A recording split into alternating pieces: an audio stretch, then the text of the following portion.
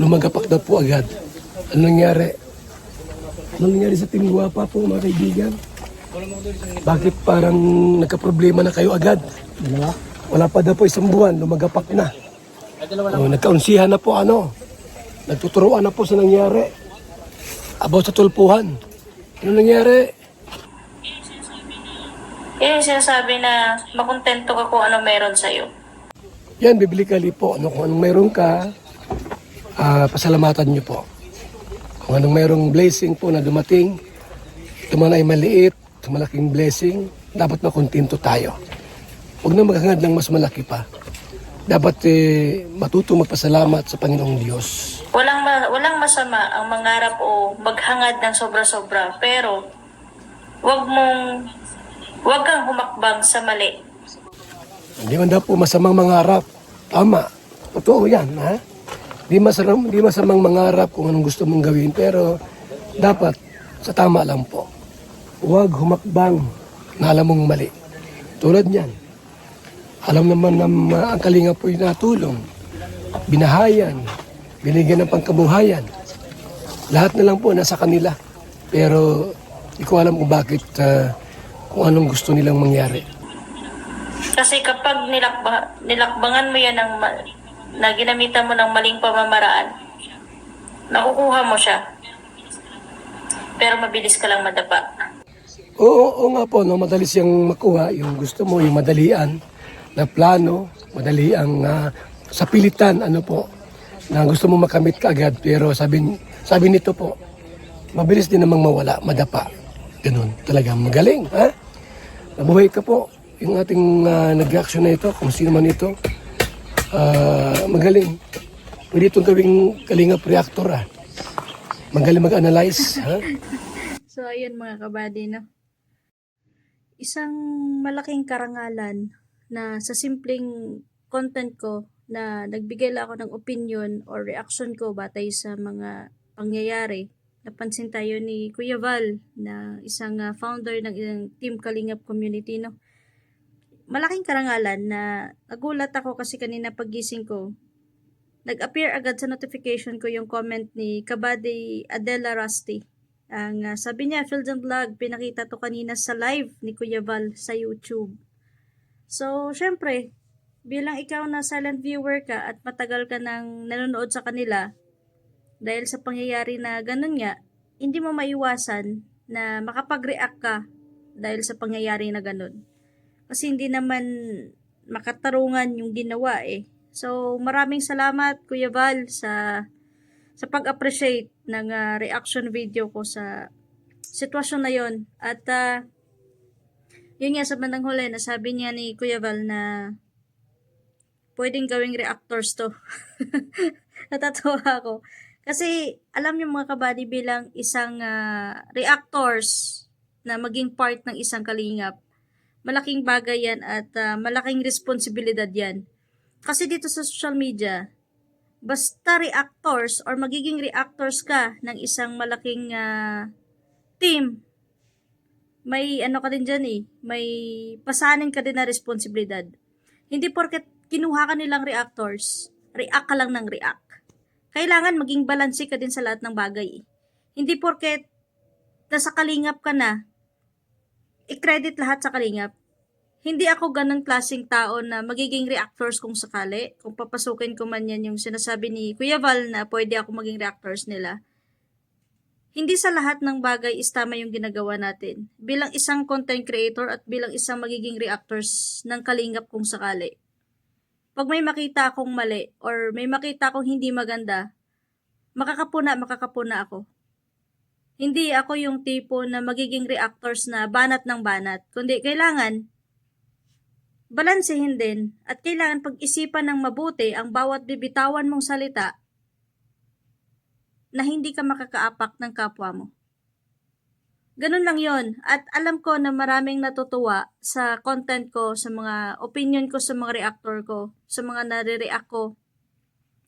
Alam nyo kasi mga kabady, yung mga nabibitawan kong salita at yung mga naging opinion ko, kung ano man yung narinig ninyo sa akin o napanood ninyo, batay din yon sa experience ko. hindi ganun kadali magbigay ng reaction or hindi ganun kadali magbitaw na kung ano yung opinion mo kung hindi mo mismo naranasan pa. Ranas ko kasi lahat yan eh. Kasi nga, naging content creator ako dito matagal na. Ranas ko lahat. Pangbabash, paninira, lahat-lahat. Lahat-lahat talaga. Kaya, maraming salamat sa mga kalingap na sumuporta sa akin dito man sa Facebook. Ngayon ay matagal kong nakatenga na YouTube channel ngayon ay sinusuportahan na din nila ang aking YouTube channel na Fields and Vlog din. Maraming salamat at may nabasa din akong comment sa aking upload na sabi ni Mark Andal, napanood kita sa live ni Kuya Val. Tama lahat ng reaction mo, natuwa nga si Kuya Val at hiniling na suportahan ka. Bilang pasasalamat sa positive reaction mo sa Kalingap, i-follow kita, thank you. Ayun, maraming salamat po kabady Mark Andal sa pag-follow sa akin at yun nga, bilang isang tagahanga o taga-suporta kasi, hindi sa lahat ng oras makaka-comment ka eh. Kaya nga silent viewer, nagmamasid ka kung ano ba yung nangyayari at syempre makapag-isip ka kung ano pwede maging mangyari pa. Bilang isang silent viewer ka, karapatan mo din na magbigay ng opinion o reaction mo once na may makita ka na hindi na maganda. Karapatan mo yan. At syempre, kahit doon sa side nila Viancy, alam ko na marami ding agree sa kanila, karapatan din nila yun. Kasi yun na yung paniniwala nila eh. Hindi na natin mababago yan. Yan yung sinasabi natin na kahit anong paliwanag natin ng side natin or yung punto natin, kung sarado na yung paniniwala nila sa kabila, hindi mo na malalason yan. Nakadepende na lang yan kung anong klaseng pag-iisip meron ka.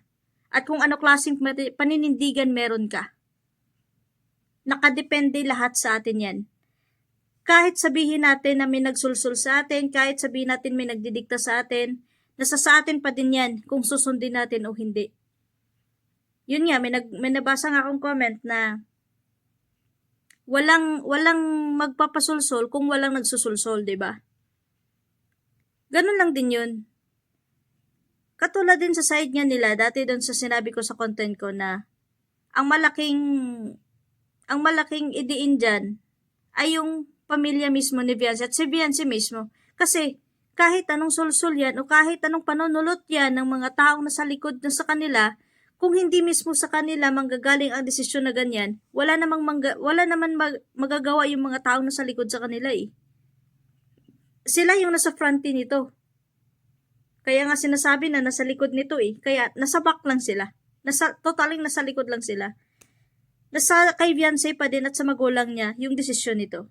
Kung bakit dumating sa ganitong sitwasyon. At yun nga, ang sabi kanina ni Kuya Val, na kung babalik man sila Viancy sa Team Kalingap, mag-iingat na yan sila. At may mga bumalik man sa Kalingap na nag-iingat na. Depende kasi yan sa sitwasyon. Sa kung ano yung case na ginawa nila sa Kalingap kung bakit ba sila bumalik, kaya ganito ganyan, hindi lahat ng bumabalik iisa yung dahilanan. Katulad nito sa ginawa ng pamilya nila Viancy. Ibang-iba to. Nakatatak na to sa history ng Team Kalingap. Hindi mo na to mabubura. Kahit sabihin ninyo na pupunta yung Raffy Tulfo in action sa Daet, i-video sila, i-upload na naman yan sa YouTube channel ng Raffy Tulfo in action. Kahit sabihin ng mga iba na mag-public apology lang, sinasabi ko sa inyo mga kabady, kahit mag-public apology pa yan si Viancy at ang pamilya niya, kahit dito pa sa Raffy Tulfo in action sila hihingi ng pasensya, hindi na yan mabubura pa. Nadungisan na. Kaya hindi naman nagkulang si Rab sa payo sa kanya na pag-isipan muna ng mabuti bago gawin yung hakbang na yan. Kahit kayo sigurong nanonood sa akin ngayon, ganyan din siguro magiging opinion nyo. Kahit sabihin ng marami na mag-public apology lang siya, okay na. Hindi ganon kadali. Hindi ganon kadali. Lalo na kung yung sugat malalim pa.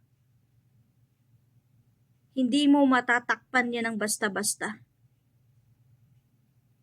Madaling sabihin na pasensya na kayo, ganito, ganyan. Okay, sasagot tayo na okay. Tapos na yun, nangyari na. Pero hindi naman na yun mababalik pa. May peklat na yun. Na kahit anong gawin mo, kahit mag-tumbling ka pa dyan, kahit mag-acrobatic ka pa dyan, hindi mo na mabubura yung iniwan mong bakas sa Team Kalingap. At si Kuya Val na mismo nagsabi na hindi na pwede silang bumalik pa. So, yan na lang. Ang ano ko lang dyan, hindi natin kasi hawak yung desisyon ni Kuya Val at ni Kalingap eh. Kasi hindi naman tayo pare-parehas ng emotion at ng nararamdaman. Kung sakali man na mag-a-attempt sila fiancé na babalik, kung sakali ha, kung sakali. Kung sakali na babalik sila, dapat unang-unang isipin nila Kuya Val, yung mga viewers niya. Yung mga supporters ng Team Kalingap. Kung nasasaktan sila sa nangyari, mas doble or triple yung sakit na nararamdaman ng mga nagmamahal sa Team Kalingap. Kahit mag-public apology pa yan, hindi na yan mababago pa. At hindi yan mabubura agad-agad. Madaling magpatawad, pero mahirap kalimutan yan. Lalo na't dinaan pa sa Raffy Tulfo in action, hindi ganun kadali yun. Mapapatawad mo siya, pero hindi na katulad dati pa. May lamat na. So, yun lang. Maraming salamat Kuya Val sa pag-appreciate at syempre sa mga supporters ng Kalingap, sa pagsuporta din sa akin, lalo na dito sa Facebook, ngayon sa YouTube, sinusuportahan niyo din ako.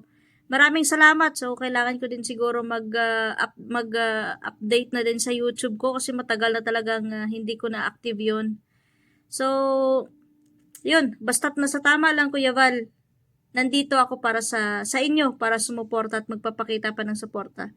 Pero pag alam kong may mali, isa din ako magpupuna pag alam kong mali. Pero, syempre, kailangan natin maghinay-hinay lang. Huwag tayo basta-basta o pabara-bara sa pagbibitaw na kung ano yung pwede nating bitawan. So, yun lang mga kabady, no? Maraming salamat sa inyong patuloy na pagsuporta at pag-appreciate sa kung ano man yung mga na-content ko batay sa mga pangyayari at tao lang din naman ako, may pakiramdam, may sariling opinion, may sariling pakiramdam, at syempre, may panindigan din kung saan yung tama, doon tayo.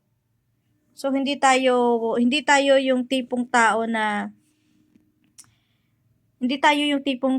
maging kaibigan na kahit mali na, poprotektahan pa din. Hindi. Pag mali na, kailangan din natin silang paramdaman na mali na, pero pag nasa tama, go tayo, basta't nagpapakatotoo lang. Yan yung sinasabi na huwag kang matakot magpakatotoo. Huwag kang matakot ipakita kung sino ka. Huwag mong ipakita kung paano ka magalit, huwag kang matakot ipakita kung gaano ka kabait sa mga tao, pero kailangan balanse lang. Kasi once na nagpapakita ka ng pagkakatotoo mo, kahit sinong tao pa ang nanaisin na banggain ka, basta't alam mo sa sarili mo na wala kang ginagawang masama sa kanila, kaya mo silang harapin kahit saan pa kayo magpunta, na walang kinakatakutan. So, yun lang mga buddy. Maraming salamat ulit at syempre credit kay Kuya Val Santos Matubang ng founder ng Team Kalingap at malaking bagay na na-appreciate ninyo yung aking reaction. So, maraming salamat mga kabady, mga Kalingap. Ingat kayo at God bless sa ang sulok man ng mundo kayo. Ingat kayo palagi at to God be the glory sa ating lahat.